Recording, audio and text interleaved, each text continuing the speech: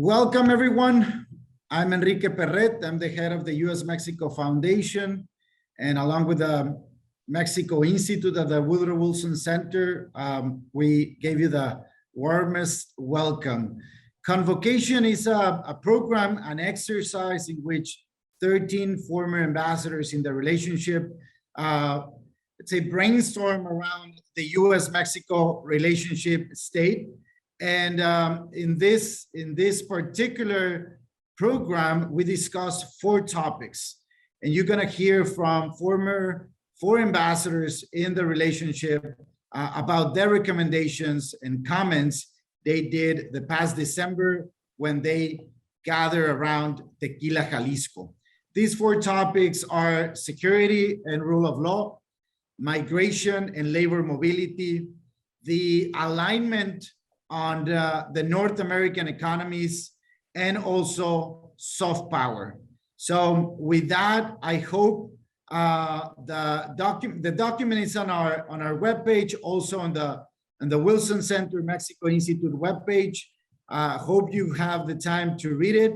And well, this is going to start soon. Please, Andrew Rodman from the Instituto Mexico. Thank you very much.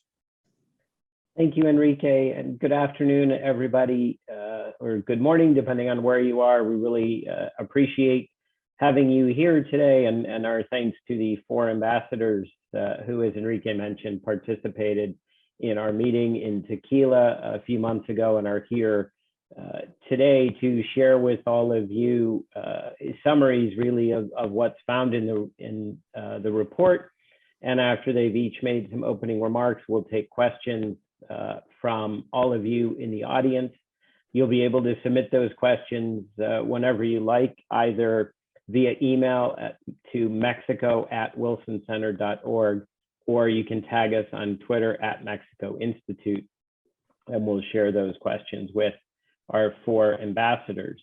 As Enrique mentioned, we focused on 4 areas, so each of the ambassadors will speak to one of those areas before we open it up to general questions. Let me start. We're going to start with Ambassador Martha Bárcena. Ambassador Bárcena was Mexican ambassador to the United States from 2018 to 2021. She joined the Mexican Foreign Service in 1979. At present, she's a member of the Wilson Center Mexico Institute's Advisory Board, a member of the Advisory Council of the Atlantic Council, Adrian Arsht Latin America Center, and a senior advisor at the Center for Strategic and International Studies. She has contributed analysis to multiple Mexican and US news networks. Ambassador Bárcena holds a BA in Communication Sciences from the Universidad Iberoamericana in Mexico, a BA in Philosophy from the Pontifical Gregorian University, an MA in International Relations from the Diplomatic School of Spain, and an MA in Philosophy from the Universidad Iberoamericana. She has also completed postgraduate studies at the University of Hong Kong, the Lester B. Pearson Canadian International Peacekeeping Training Center, and the University of Delaware through the Fulbright Scholarship. Ambassador Bárcena is going to kick us off by talking about the first of the areas covered in our report, which, as Enrique mentioned, is the economic integration between our 2 countries.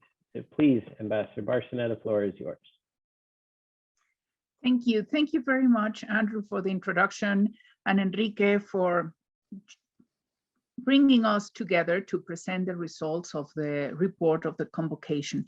I personally think convocation is a great exercise because it puts together the former ambassadors of Mexico to the US and the US to Mexico to share experiences, to exchange point of views, and to make recommendations, very humble recommendations, but always with the aim of trying to build a very positive agenda. I will simply underline what I think may be one of the greatest challenges now, which is the alignment of the North American economies. After NAFTA was signed and it came into force, it was taken for granted that the economies of the 3 North American countries were aligning. And it's true that it happened. they aligned so much that we became very interdependent, particularly in several value chains as the automotive sector.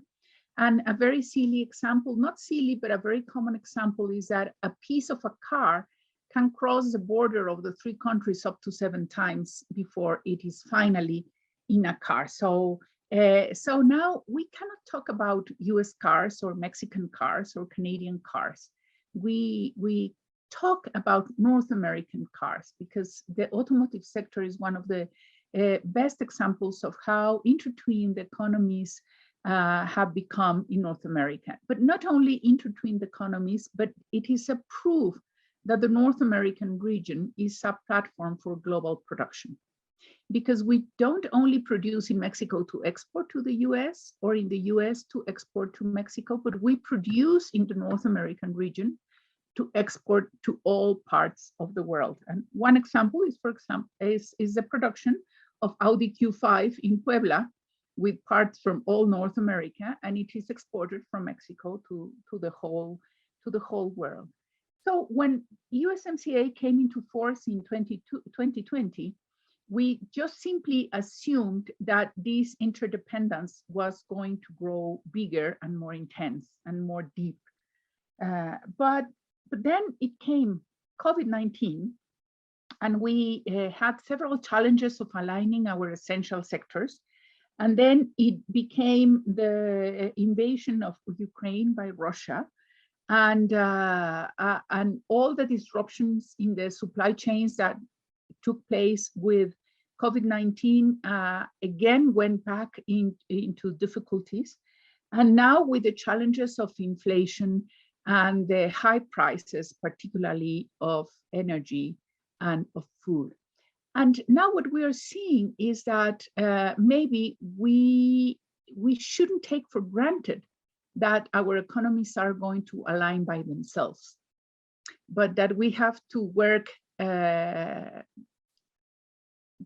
together at the governmental level, at the private sector level, and at the think tanks and research and development.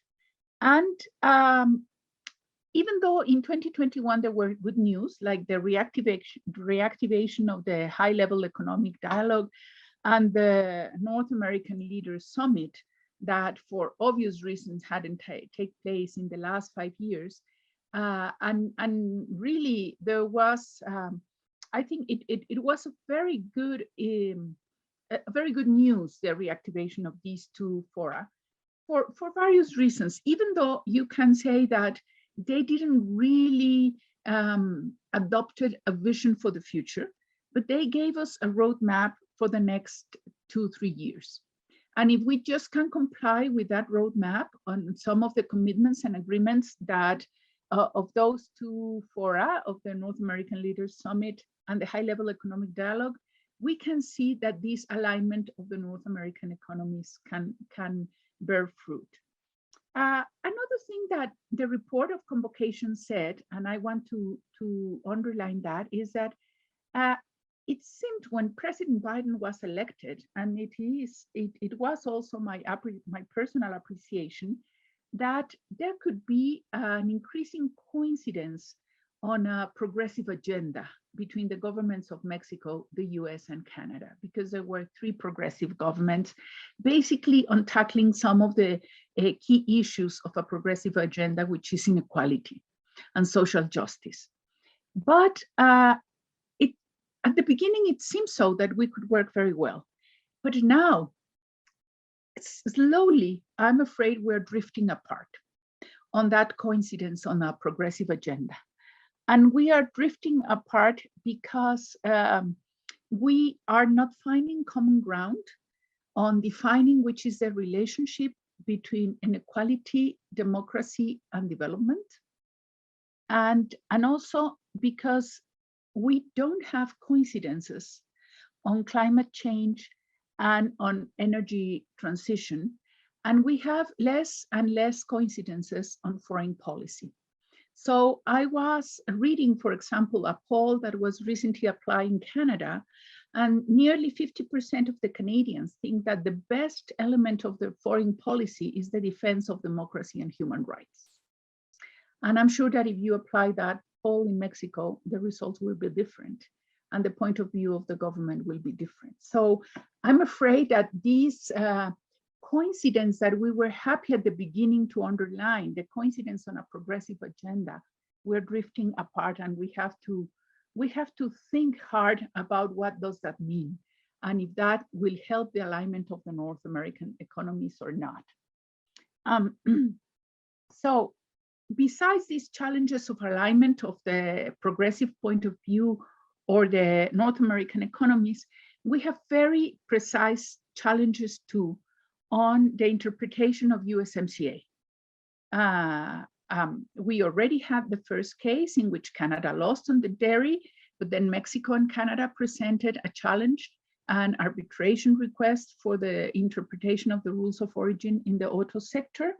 But also we have several cases that are already in the pipeline of arbitration procedures against Mexico. One of them we have seen in the press recently is Vulcan Materials for 1.5 billion, Talos Energy also under NAFTA. And I'm afraid that this is only the beginning. And that we will have a list of a lot of arbitration requests in the near future for different interpretation of USMCA. And we have to keep in mind that USMCA has a characteristic that NAFTA didn't have, which is a sunset clause. So if we arrive to the review of USMCA with a lot of differences, then it will be a very difficult moment for the economies of the three countries. But I will concentrate also on another great opportunity that I'm afraid Mexico is not taking advantage of, which is the nearshoring, the reshoring or friendly shoring, as you want to call it. But what COVID-19 showed us, and the report of Convocation underlined it very well, is that we were very interdependent, but that we could rely on each other. So even though the essential sector list was not the same in the US, Canada, and Mexico, we managed to keep most of the production open, even after some problems. But we have to align those lists of essential sectors. And we have to have a consensus and the rules of operation when a pandemic happens. And fortunately, the high-level economic dialogue has already established a working group on that, which is one of the lessons of COVID-19 and one of the recommendations that a group of ambassadors made also in Jalisco. And in that supply chains, we have to identify the priority sectors. Some of them are obvious: pharmaceutical, chemicals, electronic, chips, but it is more easier said than done. I mean, to create the environment to produce the semiconductors in North America is quite difficult. It's not as easy as just listing it as one of the priorities. And besides, the US continues to speak about reshoring to the US, not bringing the investment to North America. So the narrative in the US is still centered in the US, but I hope maybe some can have a different opinion. And in Mexico, I personally think that the only minister or secretary that really gives the relevance to this issue that it should have is Secretario de Hacienda, Rogelio Ramírez de la O. But it seems to be alone around all the environment in Mexico on the relevance and the golden opportunities that Mexico is losing for not being able to attract that investment. And we are not being able to attract that investment because we are not giving juridical certainty to investments, because we have a lot of problems with security, public security, which is one of the issues that we will address today too. And because we are getting far and farthest away from to be able to guarantee cheap and reliable energy. I was just told that there were a couple of investments in Tijuana and Querétaro that couldn't take place, of each one of around $1 billion, because basically we cannot guarantee access to electricity. I mean, we, Mexico, CFE. And then we have some other issues that are key for the alignment of the North American economies, which is cybersecurity, that we need to work with the private sector. technology and coordination on digital infrastructure, basically with the issue of 5G, which is the elephant in the room that we have to talk about, and the improvement of border infrastructure. And according to the latest news, the two countries say that for the next 2 years, there will be $4 billion on infrastructure, but the projects are not very detailed. The only one that we know for sure that has a big investment is Otay Mesa 2, and which Mexico was very slow in launching, and the US was progressing farther. And then we have some other proposals in Laredo. And finally, I will say that for the realignment of the North American economies, we have to take into account the issues of migration and economic development, the challenge of the management of water. Now we have seen, we saw last year the problems with Rio Bravo 2 years ago. Now we're having the Colorado and the big drought in the Colorado area. And this is something that can become really explosive. And just to close, I would say that, although I mentioned it already, that to align the North American economies as the ambassadors identified and are listed in the report, we have to work on the issues of climate change, energy transition, green economy with a regional approach, because it seems that there is not that vision of a regional approach or even a bilateral approach. I will end here, Andrew, and say we have the chance to realign other North American economies, but I'm afraid we're missing it. Thank you, Ambassador Barcena. And I think just your presentation alone underscores how many different issues there are. And we discussed many of these during our time in Tequila, but as you point out, there are so many on which we need to collaborate. Let me introduce our next speaker, Ambassador Geronimo Gutierrez, who served as Mexican ambassador to the US from 2017 to 2018. Ambassador Gutierrez is a managing partner at Beal Infrastructure, a senior advisor at Covington and Burling, and founder of FMG International.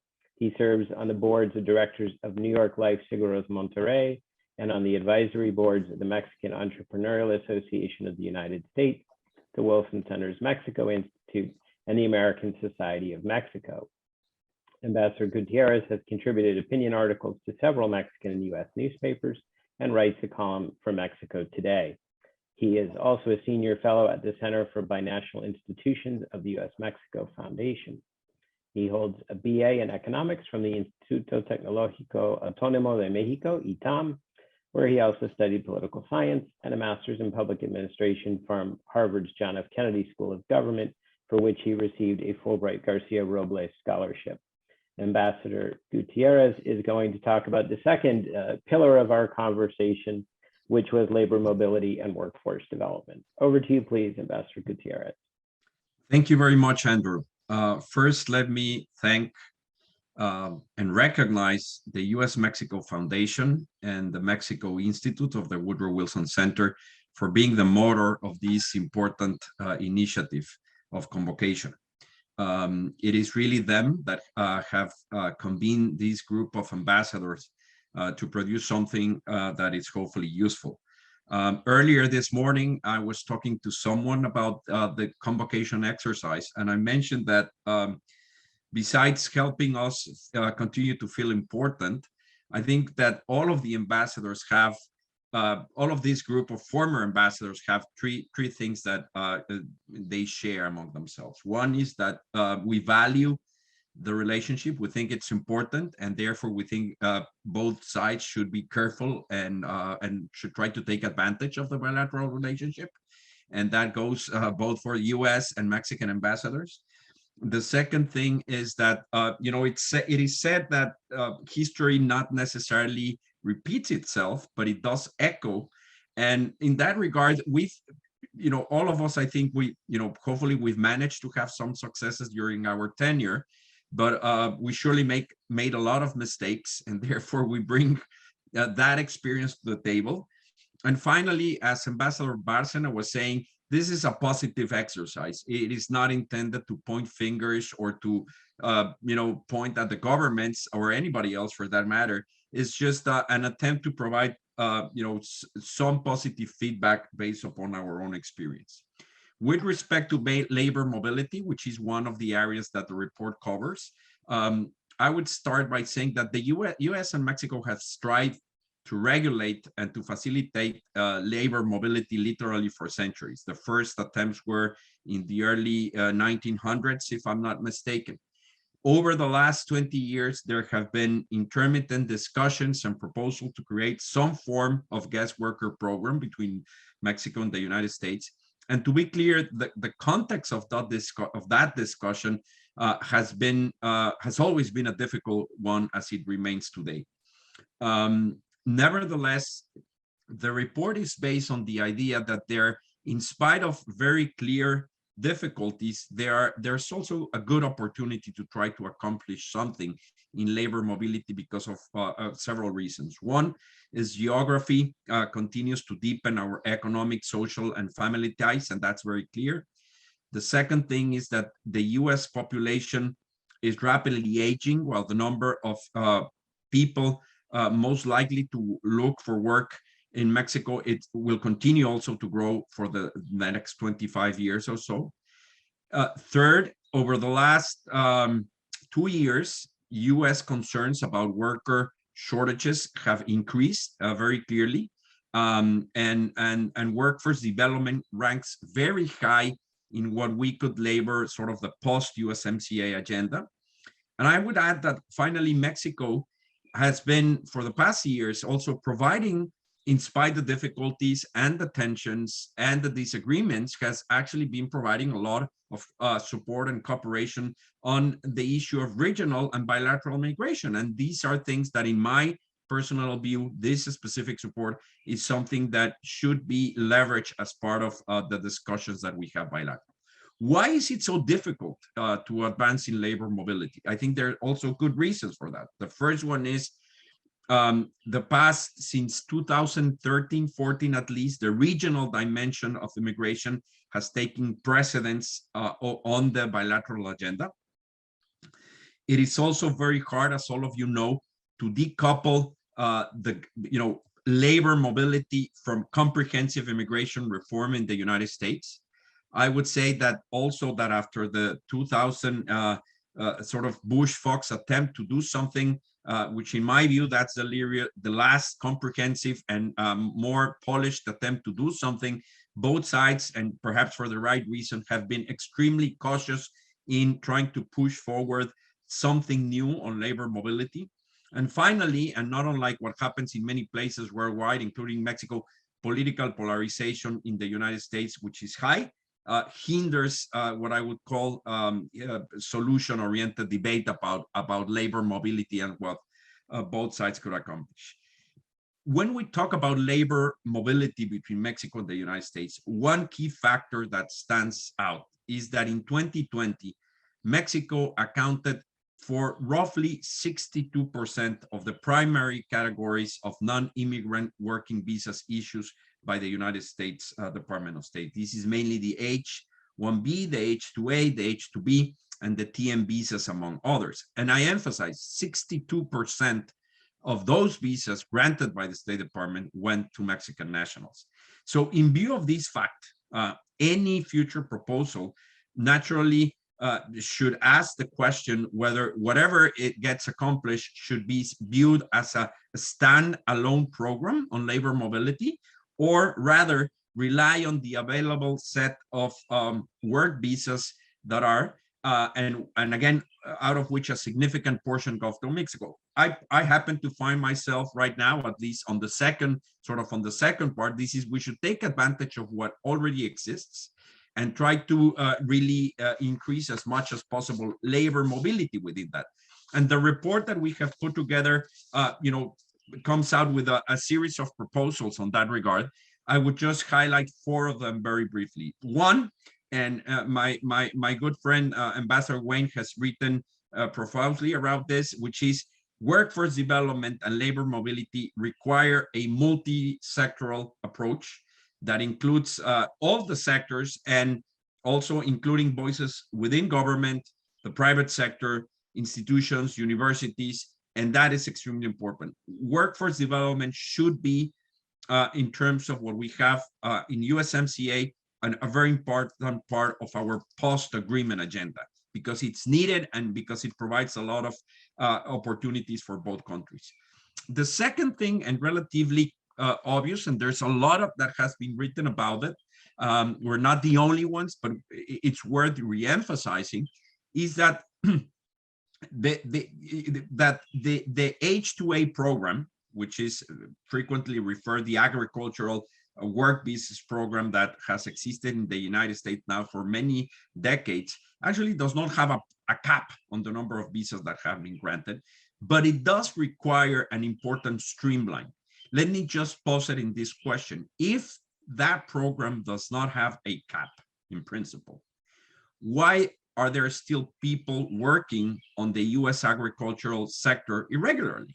And I think that points to the fact that it's a very complicated set of rules that must be followed. And the report believes that if that program is streamlined, we can favor labor mobility among our countries in a way within the current sort of legislative framework.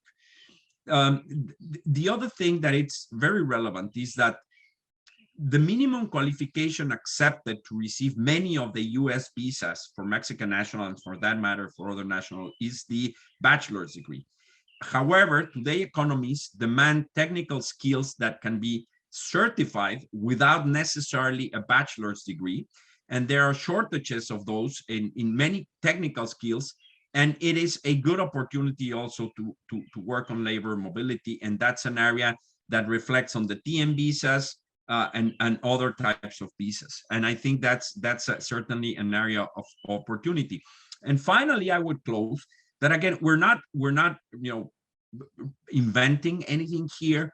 What we have tried to do in the report is take stock of the current condition and propose a series of practical things that can hopefully allow us to increase labor mobility. And the experience, Mexico has a very good experience, which we refer to in the report, which is the Seasonal Agricultural Work Program, or SWAP, that has Canada and the United States. So we're not talking here about a grandiose agreement, but is taking advantage of that experience, perhaps working bilaterally on an MOU that will set the framework for taking advantage, streamlining, and promoting the legal avenues for labor mobility that already exists. That is the general thrust of what we have put in the report. And it's certainly something that, as we see every day in the news, it's becoming increasingly important. If you look, and I will conclude with this, at the US Census Bureau, the Labor Department's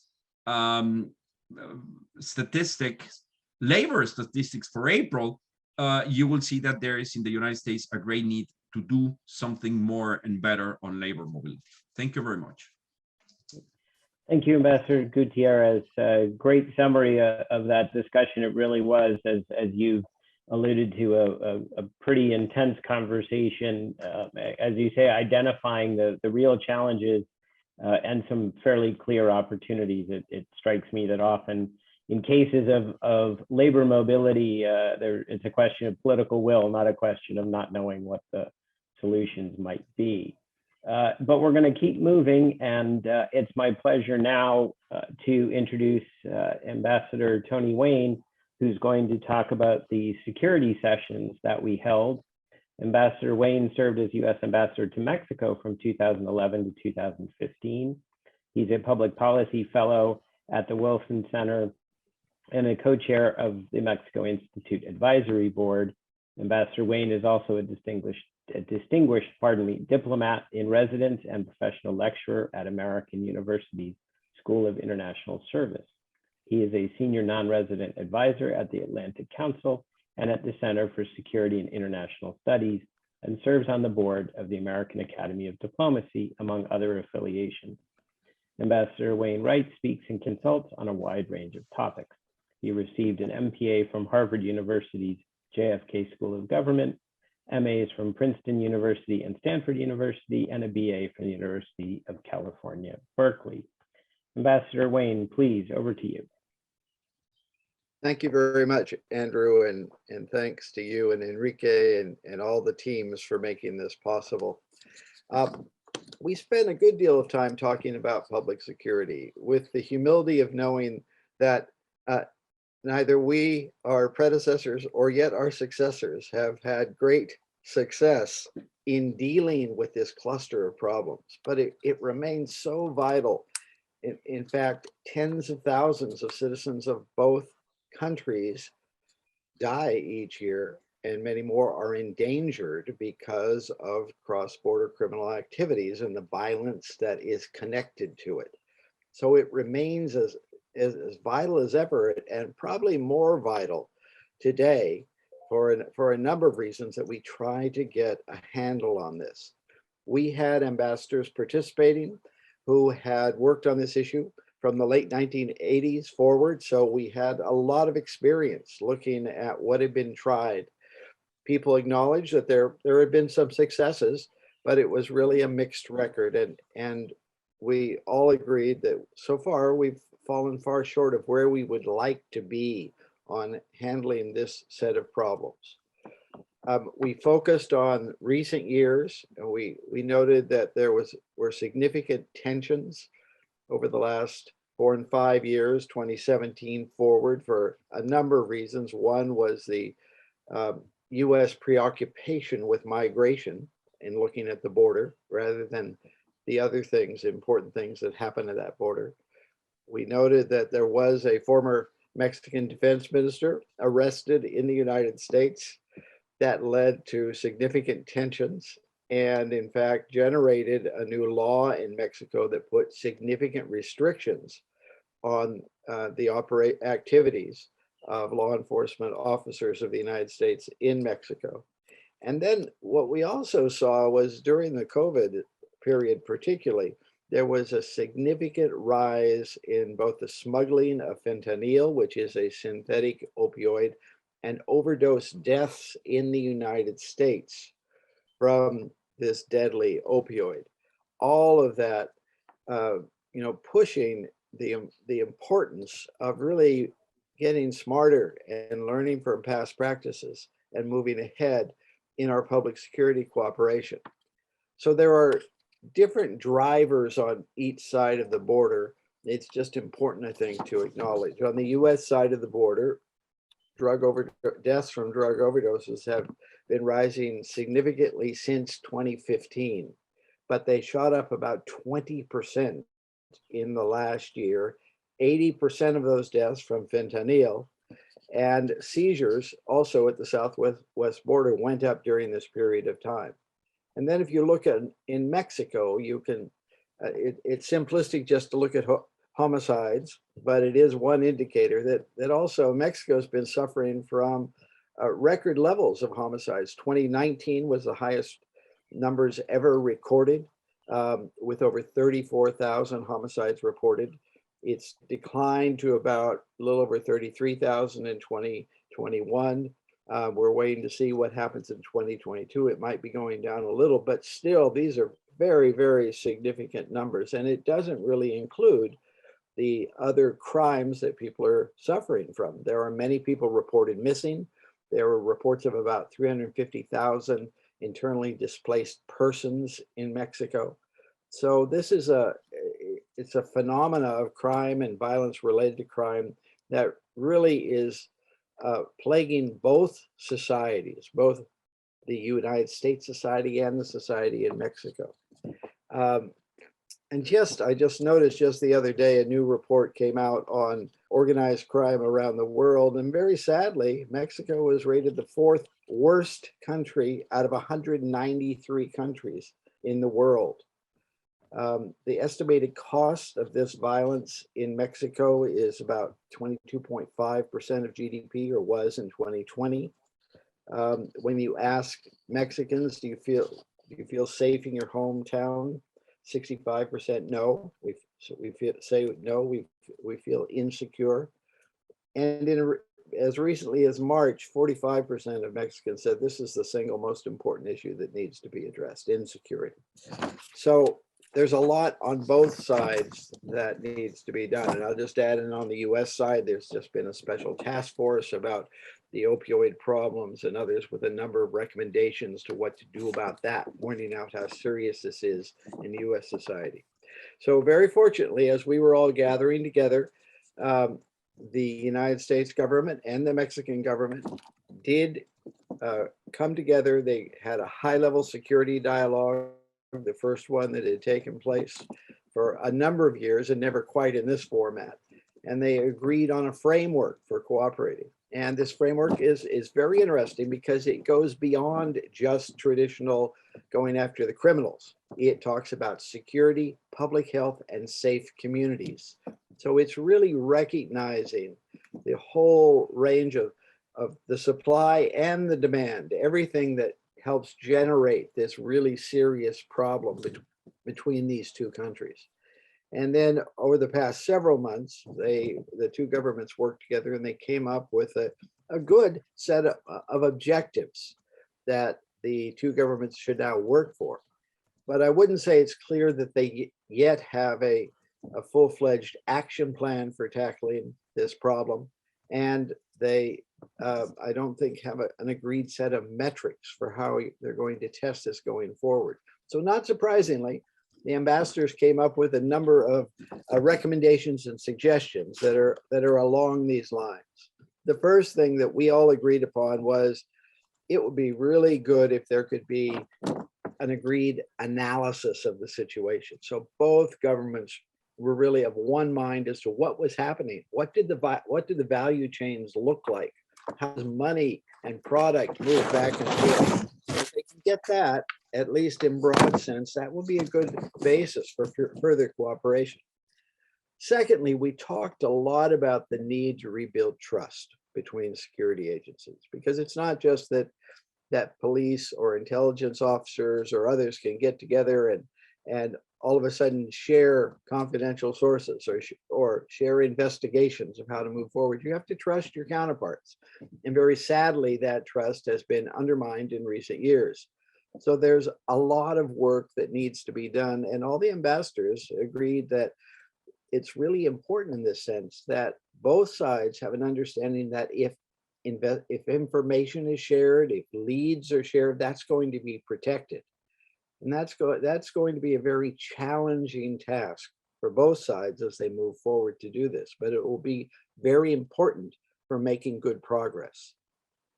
Third, we all agreed that there needed to be full use of new technologies. And here we were thinking a lot about the border. I think we've all known for a while that there are significantly advanced scanner technologies and digital trackers and other things that could really make it a lot easier to figure out what's crossing the border. And as many of you know, most drugs, especially hard drugs and the deadly drugs, cross at formal border crossing points, not out in the middle of the desert. So if you get this technology right and start using it widely, you can make a big difference. And so that was one of our very important recommendations, that there really be a concerted effort to deploy this technology as soon as possible. And then we talked about the need to have different levels of effective cooperation. You need to have a regular gathering at the cabinet level to set the strategy and to see, to talk about how much progress is being made if you're going to do this. And we've had this challenge before about bringing all the right agency heads together to really make sure we have agreement on what we're doing and how we're doing that. And so then what that also means is that at that next level down at the mid-level, there need to be regular meetings between agency heads and others that can monitor the progress that's being made in each specific sector. And then, of course, there has to be an ongoing set of working level meetings, applying what's been agreed and making sure that that's working. And then undergirding all of this, I think, are these metrics that we talked about earlier. We really need a set of agreed metrics. How are we going to measure if we're really making progress? And particularly in different sectors. How can you figure out, are we getting better? Are we doing enough? Do we need to rethink what we're doing? And having these metrics is going to be really important. So we all understood that this wasn't going to be easy to do, but we all also agreed that it's so tremendously important, and it really does affect so many families and so many communities in both countries that we owe it to them to just get better and smarter, to be as dedicated as possible to make progress in this area. Thank you very much. Thanks, Ambassador Wayne. No doubt the security conversation is certainly one of the most challenging. I two reminders before I go to Ambassador Sarukhán. One, if you have questions for our panel, please either email them to mexico@wilsoncenter.org or tag us on Twitter @MexicoInstitute. We have received some questions already, which we'll get to in a moment. But our last formal presenter is Ambassador Arturo Sarukhán, who will talk about our conversation on soft power. Ambassador Sarukhán served as Mexican ambassador to the US from 2007 to 2013. He is an international strategic consultant, a distinguished visiting scholar at the University of Southern California's Annenberg Public Diplomacy School, an adjunct professor at George Washington University's Elliott School of International Affairs. He is a digital diplomacy pioneer, writing for Mexico's El Universal, as well as op-ed pieces in US media. He has received numerous decorations, awards, and honorary degrees in recognition of his diplomatic achievements. He is also a global fellow at the Mexico Institute and a member of our advisory board. Ambassador Sarukhán earned a BA in International Relations from El Colegio de Mexico and an MA in US Foreign Policy from SAIS Johns Hopkins, where he was a Fulbright Scholar and a Ford Foundation Fellow. Ambassador Sarukhán, please, over to you. Thank you, Andrew. First of all, like some of my colleagues, I want to underscore our thanks for this important endeavor. It's the second time that we've met. Obviously, having this in tequila made things even flow, I think, in a much more constructive way, given the surroundings. But this is an important endeavor, and I want to commend, first of all, the U.S.-Mexico Foundation and its partner, the Mexico Institute, for this important effort. It's an effort that obviously brings together former recovering ambassadors. We are the so-called group of has-beens, but as has-beens, I think there's a commonality that binds us together, which is our deep commitment to moving this relationship forward, to constructive, mature, synergistic, strategic relations between both countries. It is obvious that in such a diverse group that we have different points of view, and whereas some of those points of view surfaced during the conversations and even in this discussion today, the idea was to try and create a template for things where we think both governments need to focus on, recognizing obviously that the context in which some of these recommendations are made is not perfect. There are ideological, political, structural issues at play on both sides of the border that make some of these recommendations sort of, to put it frankly, hard to achieve. But nonetheless, what we hope to do with this second report was to provide a template of how the relationship might move forward, and with a very important story looming in our front mirror, because as most of you know, every 12 years, the presidential cycles of the United States and Mexico coincide, and we will have presidential elections in both countries in 2024. And given that we will have a presidential election taking place on either side of the border the same year, with countries that are profoundly polarized, the countries where, particularly on one side of the border, Mexico has already been used as an electoral piñata. On the other side of the border, the US is increasingly being used politically as a punching bag or a foil.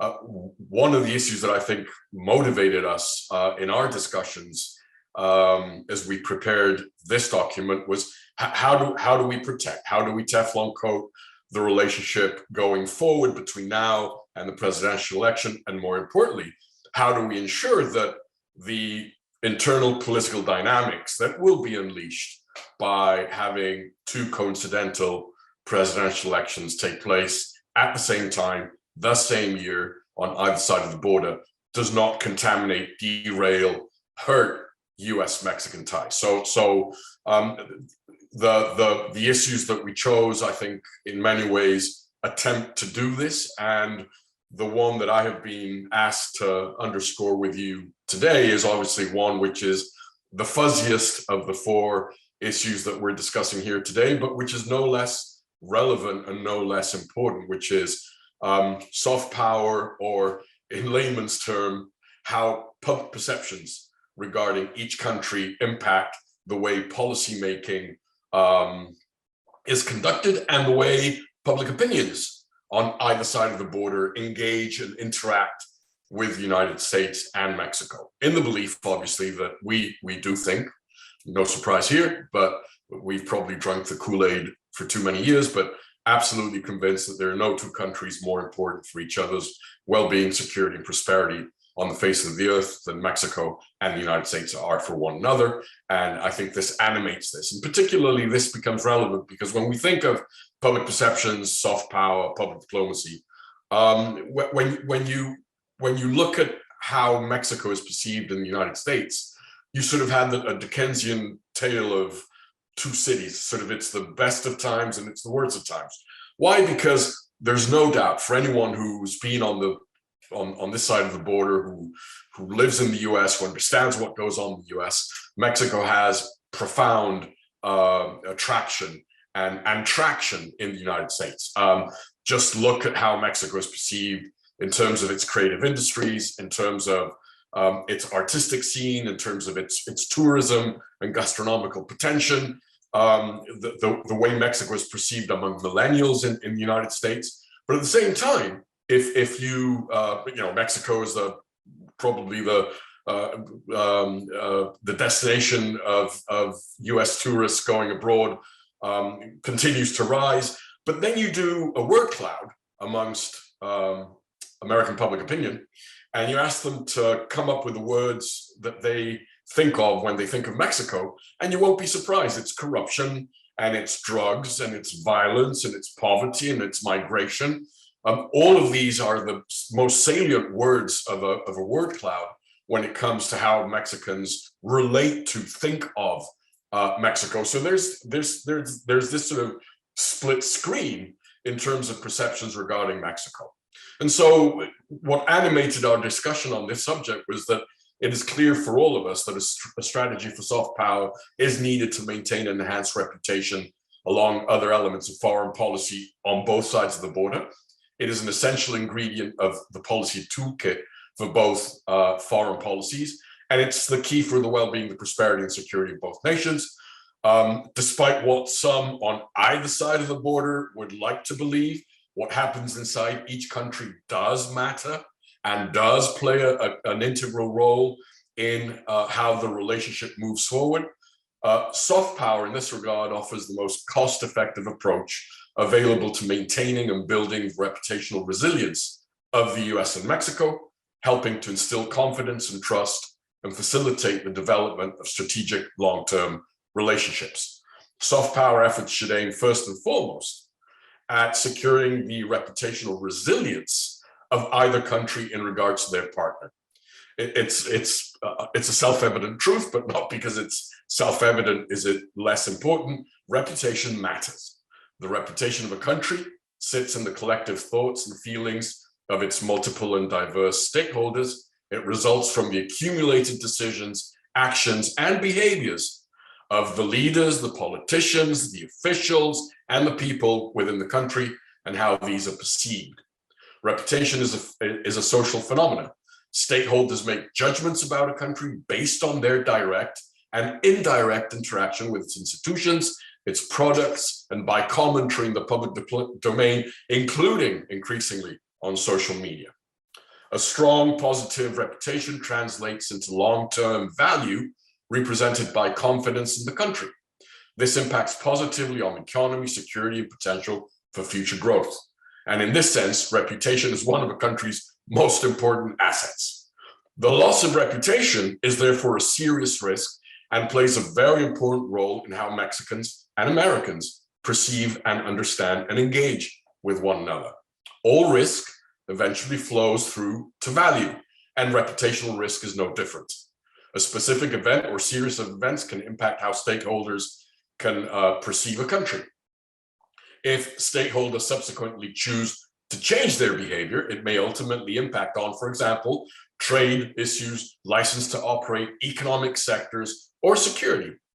A country's reputation typically derives from three key attributes: competence, how it instills confidence in performance, reliability, and its ability to respond effectively to a crisis; transparency, how it builds trust through openness and integrity, and by demonstrating a commitment to values and ethical behavior; guardianship, how it creates goodwill by collaborating with others to tackle common problems, even where appropriate, putting the interests of others ahead of its own. It's enhancing the global commons, or what Simon Anholt has lately called the good country index. Soft power derives from institutions and culture that are embedded in civil society, often institutions which act internationally, are diverse in nature, independent in their decision-making, and accountable to their own communities of interest or beneficiaries rather than to a national government. So therefore, it's not always easy to mobilize them in service of a soft power strategy without external stimuli in the form of foreign policy leadership and, critically, funding.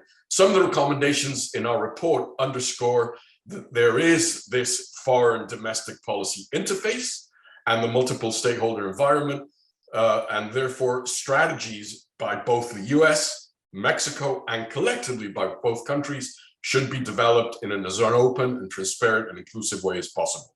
The first opportunity, obviously, is something that I worked hard for and was my baby when I was ambassador, which was promoting a joint, it was then a US-Mexico bid, which became the North American World Cup bid.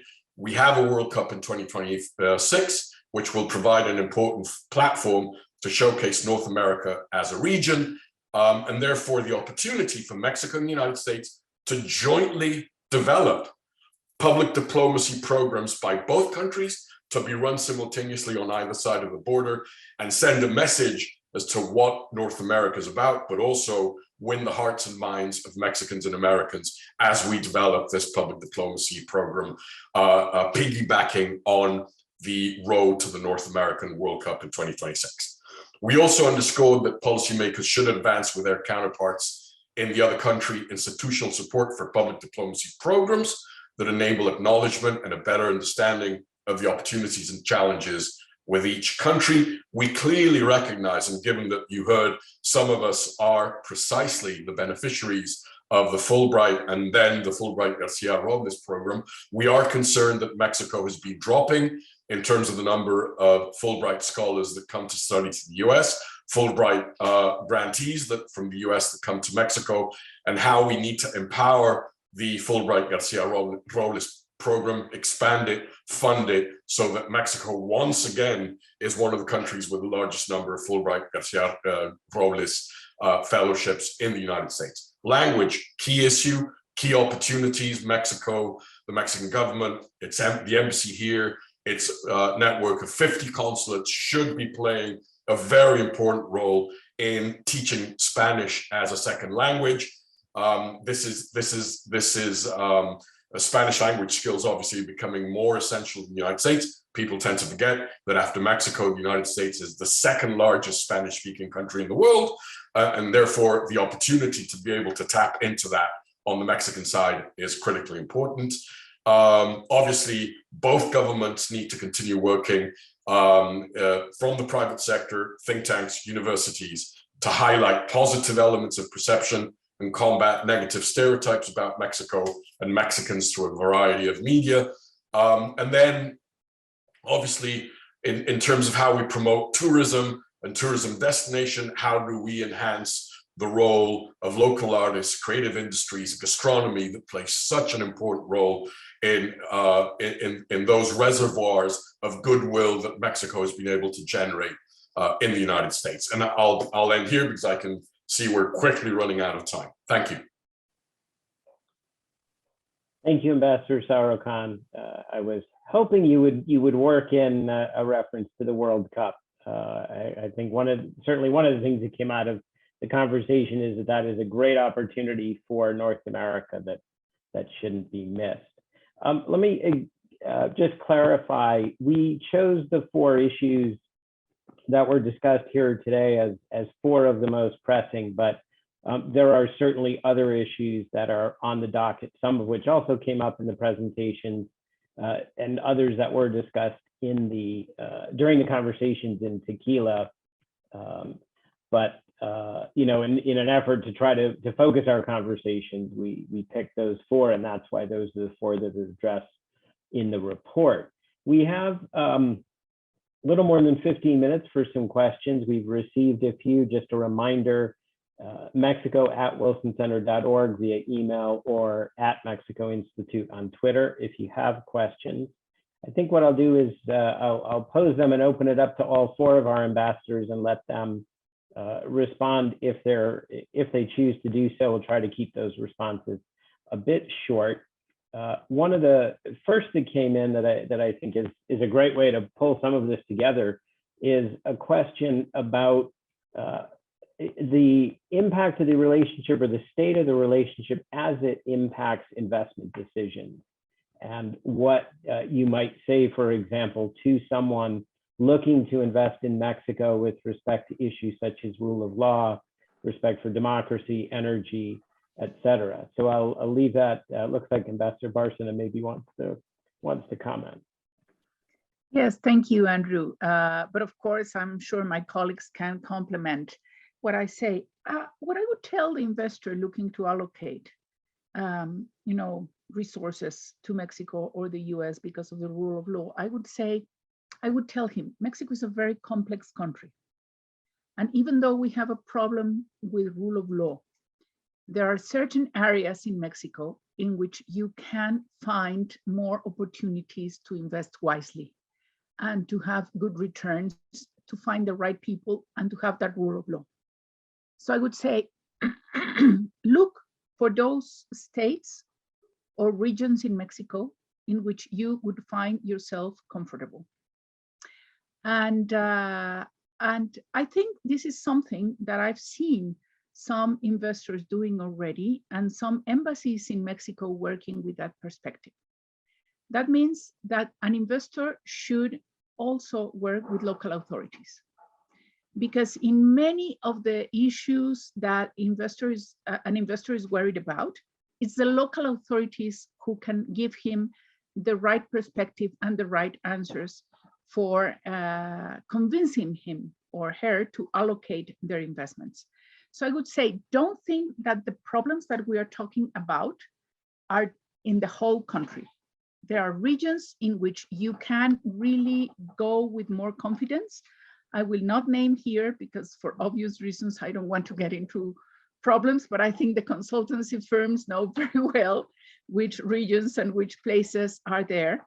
And also it depends on the kind of investment that this investor wants to do, which is the area of specialization, because we have hubs in Mexico. There are certain areas that are specialized in information technology, some others in auto parts, auto sector, some others in aerospace, some others in electronics. So they have to do a very precise work on looking for the area to invest, taking into account the guarantees that that state or city can give to you. And if that city or state is prepared to really absorb that investment because of its own specialization. Thanks, Ambassador Bárcena. Ambassador Gutierrez, did you want to comment on that as well? Yes, I've seen a lot of questions on the issue, and some of them on the issue of investment. The way that I would describe, following up from what Ambassador Bárcena said, is the following. One, Mexico remains extremely attractive for investment, in my view, structurally. That I believe that for different structural reasons, proximity to markets, labor force, demographics, and many other, it remains. Now, one, two, it is very, I think it's very refreshing to hear people from the Mexican administration, including the president himself, talking in his morning press conference about the importance of supply chains in North America and the resiliency of supply chains. And I think that's for someone, and I say this with utmost respect, but for someone who not long ago had been skeptical about free trade, that is something very positive. Nevertheless, and he is a great advocate of USMCA. But there is, in my view, if there is a gap growing between the narrative that we see in terms of strengthening supply chains in North America and what we're actually accomplishing. And I think that even though we have USMCA, which it's a great achievement of President López Obrador, and even though we have the right narrative, I believe, on supply chains and many other things, if the business climate in Mexico does not improve, and if specific steps are taken as on energy to make sure that there will be sufficient electricity availability, it just won't work. And I think that's precisely where we are. And what we have tried to do in this report is precisely highlight some of those things. Thanks, Ambassador Gutierrez. Ambassador Sarukhán, over to you. Yeah, I think the challenge right now, to echo Geronimo's remarks, is to go from talking the talk to walking the walk. I also agree with Geronimo that it has been, I think it has been a relief, and it's been very important to recognize that President López Obrador effectively had a Damascene moment at some point, because he campaigned against NAFTA in 2006, he campaigned against NAFTA in 2012, and now fully recognizes, and as Geronimo says, embraces the importance of the North American market and how important the trade economic relationship with the United States is for Mexico's prosperity, for Mexico's well-being, and for some of the programs that the president believes in profoundly. Now, obviously that leads to another subset of questions, which is, I don't think the president has realized that, and by the way, my remarks have nothing to do with the report now. My opening remarks have to do with the report. This has nothing to do with the report. I'm not reflecting what we say in the report. So I just want to make sure that people understand that. I think the president, unfortunately, believes that he can have his cake and eat it too. That what has been happening in terms of Mexico's position on Ukraine, what has been happening with Mexico's position regarding the Summit of the Americas, in publicly sandbagging and ambushing President Biden with the demand of inclusion of some countries in the Summit of the Americas, runs in the face of the president's political diplomatic investment in supply chains and the importance of supply chains, and how Mexico and the United States need to understand the challenge and the opportunities that US recalibration of its policies with China entail. At the end of the day, like Geronimo, despite that there are troubling issues, that there are specific public policy areas in Mexico that I'm concerned about, particularly in terms of Mexico's energy paradigm, renewable paradigm, green economy paradigm, I'm still bullish on Mexico. The mega trends at the end of the day continue to favor Mexico because of its geographic proximity, because of the people on either side of the border may not like to hear me say this, but the growing economic and social and demographic conversion between Mexico and the United States. People in Washington, D.C. and Mexico City still don't get what's happening in the border regions of our two countries. You just go there and it's a third country. It's what is happening there is in many ways a telling sign of this economic, social, demographic convergence that our two countries are facing. And therefore, whether it's Mexico's huge network of free trade agreements, its infrastructure, its labor force, its qualified labor force, the opportunities that come once in a generation to take advantage of what COVID did to supply chains and the lessons that the disruption of those supply chains should have told policymakers in Quebec, in Ottawa. Sorry, Canadians are not going to like me moving their capital from Ottawa to Quebec. In Ottawa, in Washington, DC, and in Mexico City, the three countries at the end of the day need to invest strategic diplomatic capital to make sure that we can take advantage of what has happened and how globalization is increasingly coalescing around two countries, a US-centric model and a China-centric, China-driven model. And in my view, it's very clear where Mexico should be putting its eggs, in which basket it should be putting its eggs. Thanks, Ambassador Sarukhán. I think as we're getting close to the end, maybe I'm going to spring off of Ambassador Sarukhán's comments and try to incorporate a number of questions we've received and perhaps think of this as maybe one broad final question. And maybe I'll start with you, Ambassador Wayne, is really to look forward. I mean, certainly Convocation 2.0 was recommendations moving forward, but maybe if you all would, ambassadors, talk a little bit about what you see perhaps as the challenges or forecast a little bit. As was mentioned, we have presidential elections in both countries in 24. People on both sides of the border are already positioning for that. We have midterm elections here in November. So maybe thinking about what's happened since November and when we met, or December, and what's going forward of kind of where do you see the relationship going in the next couple of years, maybe, if you will, one really positive and one area of concern. And we'll try to keep those to just a minute or two if you can. Starting with you, Ambassador Wayne. Well, thank you very much. So building off of what Arturo was just saying, I think the private sector is going to keep trying to invest in this relationship because it is strategically in their interest to do that. And where you're seeing, for example, a lot of the reinvestment is in existing facilities, and there is expansion going on there. People see the value of operating out of Mexico. And that's the whole way this whole network across North America, of course, was built, not by the governments, but because the private sector was building it.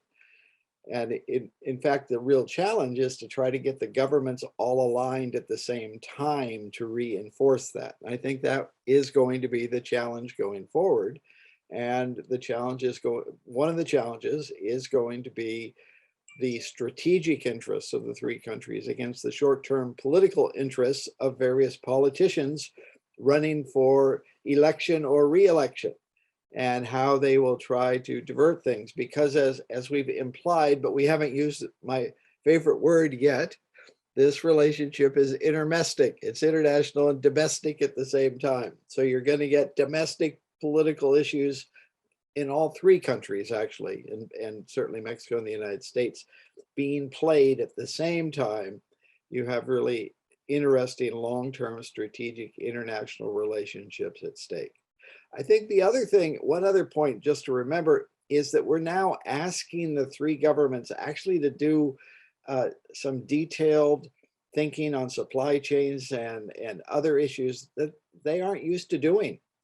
Previously, this was all thought through by the private sector, sort of in their own sector. They understood their sectors, and maybe not as well as they thought they did, but at least they understood it much better than governments. So now the real challenge is, can governments work in a way with the range of stakeholders to make these relationships more resilient, to actually fix the borders so they're both secure and efficient?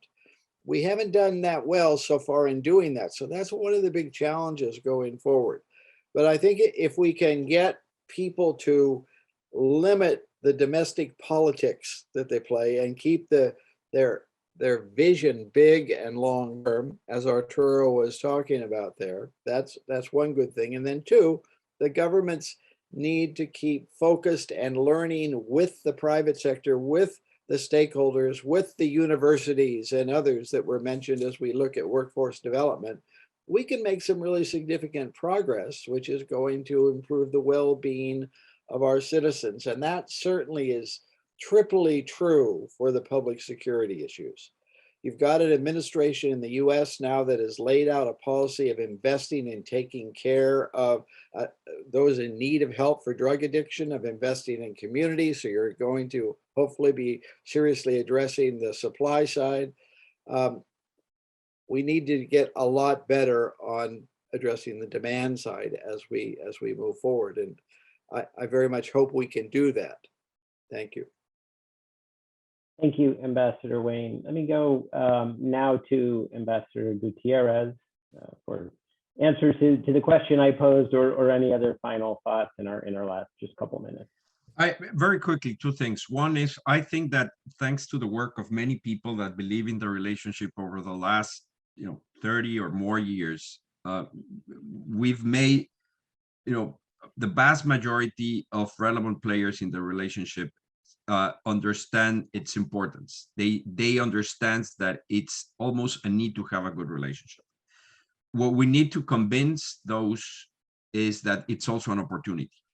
And I think that's where we are. And I think the context is especially lends itself to that sort of that notion that we need to convince people that it's not only a necessity to construct a productive relationship, it's also an opportunity. That's how I would close. And I would put just a note of caution on the latest figures on fentanyl and drug overdose. I think that is a problem. The security relationship is difficult, complex, and we have already talked about it. But I do see that those last figures that came out by the CDC in the United States will generate a lot of tension here in the United States with respect to what is going on in terms of security in Mexico. Thank you. Ambassador Sarukhán, did you want to add anything? Okay, and we will, in that case, end where we started with Ambassador Bárcena. Thank you very much, Andrew and Enrique and the U.S.-Mexico Foundation and the Mexican Institute and all my colleagues, Arturo Sarukhán, Gerónimo Gutiérrez, Anthony Wayne. I just think that, as Arturo said, we are a group of people committed to the U.S.-Mexico relationship, and we are convinced that we have a future together, and a future that is very bright for many reasons, including the size of the Mexican community in the US. As I have said many times, the past, the present, and the future of the US is linked to Mexico and the Mexicans. And that we have to work really hard on this, and to make it not only a need to work together, but as Geronimo said, an opportunity to work together. And for that, the commitment of the whole society of both countries is imperative. And we need to work on that, not thinking that only with work at level government, we will be solving the different challenges that we have. But that is the society, including private sector, civil society, think tanks, journalists, academics, that will make the difference. And as I used to say, we are a marriage that we cannot divorce. So we better get along together. And I would say, if you bring me the coffee for breakfast, I will cook quesadillas for you at night and have a good time together. Thank you, Ambassador Bárcena. I think that's a great way to wrap up. I want to, first of all, thank Enrique and his team. The collaboration that the Mexico Institute had with the U.S.-Mexico Foundation to put this together was great. Certainly, I think just one of the many examples of collaboration to move forward, to take advantage of the opportunities that all of the ambassadors cited today. And I think just listening to the four of you for a little bit more than an hour today, we get a sense of just how rich the dialogue was. And as I said before, just how many issues there are in which collaboration is both, there is potential for collaboration and just how necessary it is. So I want to thank everybody for your time today, for joining us. The report of Convocation 2.0 is available on either the U.S.-Mexico Foundation or the Mexico Institute web pages. We encourage you to take a look, and if you have feedback, we'd be happy to receive it. Thank you all again for joining us, and have a great afternoon.